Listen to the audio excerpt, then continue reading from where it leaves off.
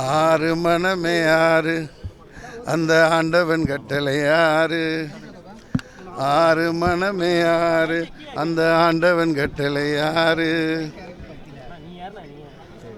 உண்மையை சொல்லி நன்மையை செய்தால் உலகம் உன்னிடம் மயங்கும். உண்மையை சொல்லி நன்மையை செய்தால் உலகம் உன்னிடம் மயங்கும். இன்று தமிழ்நாடு மகிழ்ச்சியாக இருக்கிறது. பல இருள் மேகங்கள் சூழ்ந்திருந்த நிலையில் பிரச்சனைக்கு மேல் பிரச்சனை தமிழகத்தை சூழ்ந்து அல்லது கிளப்பி விடப்பட்டு கொண்டிருந்த நேரத்தில் இன்றைக்கி ஒரு விடிவு காலம் பிறந்திருக்கிறது. சிங்கமாக பூனைக்கு மணி கட்டியிருக்கிறார் முதலமைச்சர் அவர்கள்.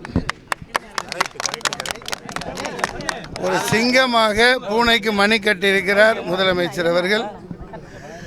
மாணவர் போராட்டத்தில் நான் அதிக நாட்கள் 6 நாட்களில் 5 நாட்களுக்கு மேலே அங்கே கழித்தேன். இருட்டில் மாணவர்களாக என் குழந்தைகளோடு கலந்துக்கிட்டு இருந்தேன். உங்கள் எல்லாருக்கும் தெரியும். மாணவர்கள் ஐயா முதல்வர் அவர்களை ஒரு கிண்டலாக விமர்சித்து பேசியிருந்தாலும் ஒரு அப்பா ஸ்தானத்தில் அவர் எல்லாத்தையும் ரசிச்சுக்கிட்டு, இப்போ நம்ம குழந்தையெல்லாம் எப்படி ஒன்று பிராண்டட் சட்டை கேட்கும், ஒன்று சின்ன பையன் இந்த மாதிரி கேட்பாங்க. அந்த மாதிரி அடம்பிடிச்ச மாதிரி சில பேர் கதவை உடைப்பாங்க வீட்டில் நம்ம குழந்தைகள்லாம். அந்த மாதிரி இப்போ செல்வத்துட் செல்வம் செவி செல்வம் நல்ல ஒரு இதாக இலக்கிய நயத்தோடையெல்லாம் அந்த போராட்டத்தின் போது முதல் விமர்சிக்க ஒரு அப்பா ஸ்தானத்தில் அதை அவ்வளோ பெருந்தன்மையோடு ஏற்றுக்கொண்டு, உதாரணத்துக்கு செல்வத்துட் செல்வம் செவி செல்வம் ஓபிஎஸ், அதாவது ஒரிஜினல் பன்னீர்செல்வம். ஒரிஜினல் பன்னீர், அவங்க பேர் பாருங்கள், அற்புதமான பேர் அவர் வைத்திருக்காங்க. அவங்க அப்பா அம்மா நம்ம முதல்வர் மாண்புமிகு பன்னீர்செல்வம் அவர்கள். பன்னீர் கல்யாணத்தின் திருமணத்தின் போது தெளிக்க வேண்டிய ஒரு மணக்கக்கூடிய ஒரு பொருள். செல்வம், அவர் மக்களின் செல்வமாக இருக்கிறார். இன்று என்னென்னா எல்லாருமே அம்மாவின் மறைவுக்கு பிறகு எல்லாரும் நாட்டு மக்கள் ஒட்டுமொத்த பெண்களெல்லாம் எடுத்துக்கிட்டிங்கன்னா விடிய காலையில் 2 மணிக்கு 1 மணிக்கு எந்திரிச்சு உட்காந்துக்கிட்டு தண்ணி குடிச்சிக்கிட்டு என்னடா இது அம்மாவுக்கு இப்படி ஆயிடுச்சுன்னு ஆதங்கம் அந்த இதுலேயே இருந்துக்கிட்டு இருந்தாங்க. நான் அந்த விஷயத்துக்கும் வரேன். நான் முதல்ல இதை பேசல. அந்த மரணத்தில் இந்த மாதிரி ஒரு இன்றைக்கி சொல்கிறார். நேற்று அந்த லண்டனில் இருந்து வந்த டாக்டர், அவர் பேர் என்ன, பீலா விட்டார். அதைத்தானே நாங்கள் சொன்னோம். எம்ஃபார்மிங் பண்ணியிருக்குன்னு அடிச்சுக்கிட்டு சொன்னோம்.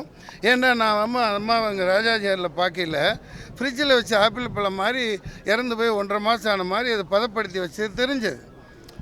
எல்லோரும் அதை தான் சொன்னாங்க. அப்போல நிர்வாகம் அப்போ ஒன்றும் செய்யலை. வாயை மூடிக்கிட்டு வாயில் கொலக்கட்டையை வச்சுக்கிட்டு இருந்துட்டு அதெல்லாம் செய்யலைன்னு சொல்லிவிட்டு இப்போ அவனே அப்பன் குதிரைக்குள்ளே இல்லைன்னு உடைக்கிறான். இன்னொரும் கேளுங்க, அதுக்கு இல்லை விஷயம், ஒரு உண்மை தெரிஞ்சாகணும் இல்லையா? நான் இன்னும் அதிமுகவில் நான் 6 வருஷம் இருந்தேன். 100கணக்கான மேடைகள் மீட்டிங்கில் பேசியிருக்கேன். அம்மா அவர்களை 4 முறை குழந்தைகளோட குடும்பத்தோடு போய் பார்த்துருக்கேன். அவ்வளவு அன்பாக அவ்வளவு குழந்தை மாதிரி என்கிட்ட பழகியிருக்காங்க. என் குடும்பத்து மேலே பாசம் வச்சாங்க. அந்த ஒரு நன்றி விசுவாசம், அவங்க உப்பை சாப்பிட்ருக்கேன். அந்த ஒரு நன்றி விசுவாசத்தில் மனசு அன்னையிலேருந்து தாங்கலை. இன்றைக்கி ஐயா அவர்கள் இப்படி அவங்க தியானம் செஞ்சுட்டு 45 நிமிஷம் அங்கே உட்காந்து தியானிச்சுட்டு இன்றைக்கி ஒரு சொன்னாங்க அவங்க பேட்டியில், அது மனதுக்கு கஷ்டமாக இருந்தது. தனி ஒருவனாக நின்று போராடுவேன்னாரு. தமிழ்நாடே உங்கள் பக்கம் இருக்கிறது. தமிழ்நாடு மட்டுமல்ல, ஒட்டுமொத்த இந்தியாவும் உங்களுக்கு ஆதரவு இருக்குது. அதனால் நீங்கள் தைரியமாக, நீங்கள் தான் பொதுச் செயலாளர், நீங்கள் தான் சிஎம். அதை மக்கள் எம்எல்ஏக்கள் அடிப்படையில் தேர்ந்தெடுக்கலாம். அதெல்லாம் அந்த காலம். மாணவர்கள் மெரினாவுக்கு போராட்டம் பண்ணாங்க பாருங்கள். மக்கள் நினச்சா ஒரே நாளில் ரோட்டுக்கு உட்காந்துருவாங்க சட்டிப்பானையோட. ஒரே நாளில். இன்றைக்கி நாளைக்கு பதவி வைக்கிறாங்கன்னா எனக்கு சசிகலாமா மேலே எந்த இதுவும் இல்லை. ஆனால் நான் என்ன சொல்கிறேன், அவங்கள நான் மறைமுகமாக தான் பார்த்துருக்கேன். கட்சியில் இருந்த வரைக்கும் அம்மா மட்டும்தான் வீட்டில் வருவாங்க. ராணி மாதிரி ஒரு சிங்கம் மாதிரி உட்காருவாங்க, அன்பாக கவனிப்பாங்க. இவங்க திரைக்கே வரமாட்டாங்க. ஓகே, கூட இருந்தாங்க, அதை சொல்ல வரலை. அதாவது 25 முறைக்கு மேலே தீபா அவர்கள் சொந்த அத்தை பொண்ணு, சொந்த அத்தை இல்லையா, சொந்த அத்தை தூக்கி வளர்த்தவங்க அண்ணன் பொண்ணு. அதாவது அத்தைன்னு உயிரை விடுக்கக்கூடிய ஒரே ஒரு உறவு. நிறைய பேர் இருக்கலாம். அவங்கள 25 முறை ஆஸ்பத்திரியில் நாயை விரட்டுற மாதிரி விரட்டி அடிச்சிருக்காங்கன்னா இந்த சசிகலாமா எப்படி ஒரு மனம் படைச்சவங்களாக இருப்பாங்க? அது நியாயமா, தர்மமா? அதை யோசிக்கணும்ல. பல விஷயங்கள். அது நான் அதான் அந்த ஆர்டிஐயில் இவ்வளோ 16 இடத்துக்கு அனுப்பிச்சிருக்கேன். CBI, central bureau of investigation Delhi, public relation இது, பிரைம் மினிஸ்டர் ஆஃபீஸ் உட்பட, ஹோம் மினிஸ்ட்ரி, அப்புறம் அந்த ஹெல்த் டிபார்ட்மெண்ட் எல்லாத்துக்கும் பெரிய வக்கீலை வச்சு 15 நாள் அவர்கிட்ட அலைஞ்சு ஒரு பெரிய வக்கீல் மாட்டி அந்த இது மர்மம் இந்த இதில் உள்ளதெல்லாம் ஒரு வக்கீலை வச்சு ரெடி பண்ணி ஆர்டிஐலையும் ரெப்ரசன்டேஷன் ஆக்ட்லேயும் அனுப்பிச்சேன். அது என்கிட்ட இருக்குது. இவ்வளவு ஒன்று என்ன போட்டு வந்திருக்குன்னா, கழுவுரமில்லை நழுவுரமீனா நீங்கள் 100 ரூபாய்க்கு டிடி எடுத்துருக்கீங்க, போஸ்டல் ஆர்டர் எடுத்திருக்கீங்க, அது 10 ரூபாய்க்கு எடுத்தால் போதும், இது அங்கே அனுப்புங்க, இங்கே போய் கேளுங்க. ரைட் டு இன்ஃபர்மேஷன் ஆக்டில் எல்லாம் அல்வா கொடுக்குறாங்க. இது வரைக்கும் எனக்கு இன்ஃபர்மேஷன் வரலை. நான் குறைஞ்சபட்சம் கேட்டுக்கிறது அந்த 20ஆம் தேதி செப்டம்பர் 2016 இருந்து 5ஆம் தேதி வரைக்கும் சிசிடிவி பதிவு அம்மா தோட்டத்தில் போயஸ் கார்டனில் அதை ஏன் பப்ளிஷ் பண்ண மாட்டேங்கிறீங்க? நான் இப்போ அறிவிக்கலான்னு இன்றைக்கி இருந்து நேற்று எல்லா பத்திரிகையாளருக்கு SMS கொடுத்துருந்தேன். 3 நாளைக்குள்ளே அதை பப்ளிஷ் பண்ணாட்டி எனக்கு அம்மா போயஸ் கார்டனில் சிசிடிவி பதிவை, ஏன்னா ஹை செக்யூரிட்டியில் இருந்தவங்க அந்த பதிவை 3 நாளைக்குள்ள சிசிடிவி பதிவை ஜெயா டிவி யாருக்காக இருக்குது? சசிகலாவுக்காகவா இருக்குது? ஜெயா டிவி அம்மாவுக்காக, மக்களுக்காக தானே. எதுலேயோ ஒன்று அதை பப்ளிஷாக மக்களுக்கு அதை காட்டணும். ஹாஸ்பிட்டல் இது காட்டி ஆகணும். 3 நாளைக்குள்ளே சிசிடிவி பதிவை அவங்க வெளிப்பட மக்கள்கிட்ட காட்டாட்டி தமிழ்நாட்டில் இருக்க எல்லா சிசிடிவியும் நான் உடச்சேரியுமே போராட்டத்தில் இறங்குவேன். சிசிடிவி இருக்கக்கூடாது. அம்மா வீட்டுக்கே சிசிடிவியை நீங்கள் காமிக்கலைன்னா இதே பத்திரிகையாளர்களை நீங்கள் கேட்க மாட்டேங்கிறீங்க. ஏங்க, ஒவ்வொரு இடத்துலையும் போலீஸ் காவல்துறை வைக்கிறா இல்லையா? என்ன சொல்லி வைக்கிறாங்க நீங்கள் பார்த்துருப்பீங்க. நான் பாம்புக்குரோவில் வீட்டுக்கு வெளியே போகிற வழிக்கு பார்ப்பேன். என்ன போட்டிருக்கோம்?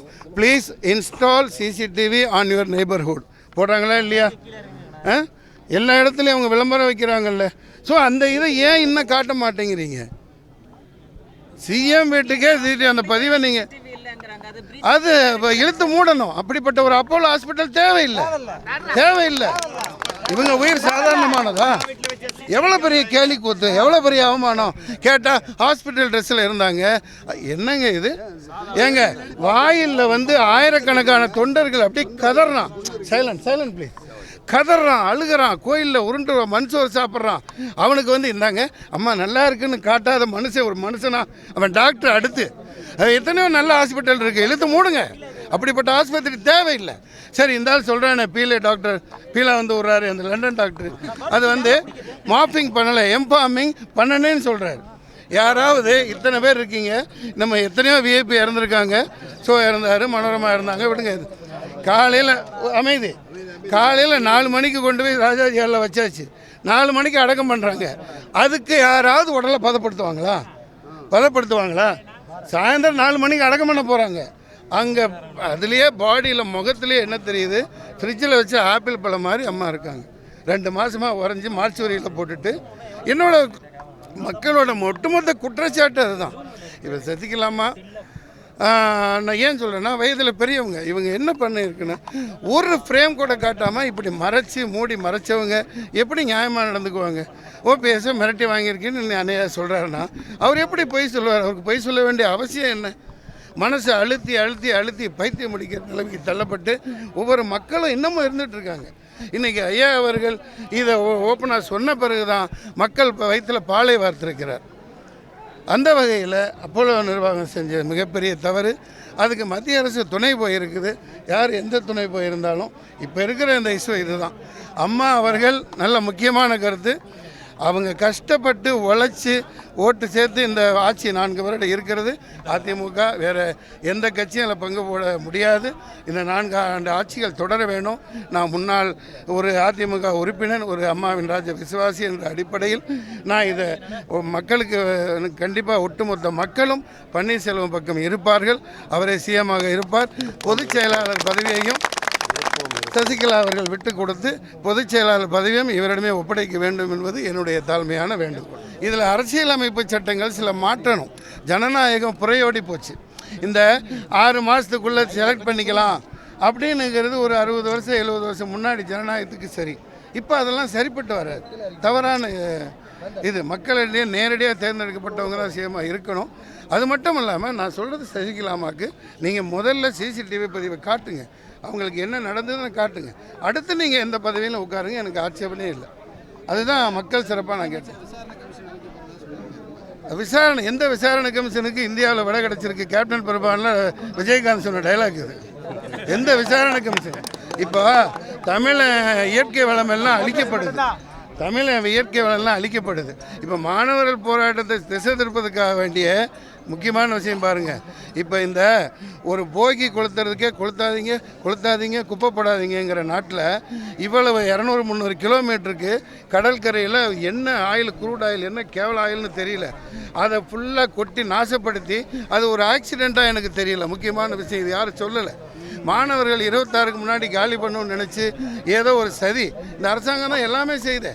போலீஸ் ஒரே நாளில் எல்லாம் கொளுத்த வைக்குது, போலீஸ் தானே கொளுத்துறாங்க. ஸோ என்ன வேணாலும் செஞ்சுருப்பாங்க. அவங்கள எழுப்புறதுக்காக ஏதோ ஒரு கப்பலை வரவழைச்சி அதை கொட்டை வச்சு அவன் மெரினா வர்றதுக்கு வரல 800 போயிட்டான்னு நினைக்கிறேன். அங்கே கொட்டை வச்சு அது 4 நாள் 3 நாளுக்கு அப்புறம் தான் தெரிஞ்சிருக்குது. கடலோர காவல்படையெல்லாம் என்ன சேவிங் பண்ணிட்டு இருந்துச்சா இல்லை என்ன சேவிங் பண்ணிச்சுங்கிறேன். எவ்வளோ இயற்கை வளம், எவ்வளவு, அதாவது இந்த ஆயிலை நீங்கள் தண்ணியில் ஊற்றுங்க, டொயிங்கன்னு கீழே போகும். மேலே மிதக்கிறதெல்லாம் சும்மா. இது தண்ணியில் நீங்களே கடல் தண்ணி எடுத்து வச்சுக்கோங்க, ஒரு கெட்டியான ஆயில் ஊற்றுங்க, விளக்கெண்ணெய் ஊற்றுங்களேன், மேலே மிதந்துக்கிட்டே இருக்குமா? ஸோ அடியில் போய் எவ்வளோ நாசமாக இருக்குது யாருமே சொல்ல மாட்டேங்கிறாங்க. கப்பல் துறை அமைச்சர் ராஜினாமா பண்ணணும், உரியவர்களை எல்லாம் தூக்கணும். அதுக்கு உரிமையை சரியாக தமிழ் வளம் மீனவர்கள் ஃபுல்லாக நாசமாக போகிறோம். இப்போ இவங்க மீனவர்கள் மாணவர்களுக்கு உதவுனாங்கன்னு இவங்க என்ன ஐடியா என்னென்னா அதை இதாக ஏற்படுத்தி இது மிதக்கையில் அதை சுத்தப்படுத்துறதுக்காக இவங்களெல்லாம் கிளியர் பண்ணணும், துணை இராணுவப்படை இறக்கலாம், எல்லாம் பண்ணிவிட்டு அப்படியே இவங்களை காலி பண்ணிடலாங்கிறதுக்காக நடந்த சரியாக கூட இருக்கலாம். அவன் 2 நாள் 3 நாள் கழித்து பண்ணியிருக்கான். இந்த மாதிரியும் இருக்கலாம். இது மாதிரி நம்ம தமிழ்நாடு பல வகையில் இந்த மோடி அவர்களோட தவறான இதனால் நாடே நாசமாக போச்சு. இப்போ எனக்கெல்லாம் ஷூட்டிங்கில் மீட்டிங்கில் பேட்டி கொடுத்துட்ருக்கேன்னா 20 நாள் மாதத்தில் ஷூட்டிங் இருக்கும். இப்போ 4 நாள் 5 நாள் தான் இருக்குது. யார் கையிலையும் காசு இல்லை. எல்லா ப்ரொடியூசர் முதலாளிகள் இருந்தால் தான் தொழிலாளி இருப்போம். அந்த வகையில் பன்னீர்செல்வம் அவர்கள் முதல்வராக மீண்டும் மக்கள் அமர்த்தி வைப்பார்கள். என்னுடைய அனைத்து ஒட்டுமொத்த சினிமாக்காரர்களின் திரைத்துறையின், ஏன்னா அவங்க திரைப்படத்துறையிலேருந்து வந்தவங்க, அந்த வகையில் நாங்கள் விட்டு கொடுக்க மாட்டோம். எல்லா சினிமா ஸ்டாரும் அம்மா புரட்சி தலைவி அம்மா அவர்களின் வழியில் பன்னீர்செல்வம் அவர்கள் நிரூபித்திருக்கிறார்கள். அவர்களுக்கு தான் ஆதரவு.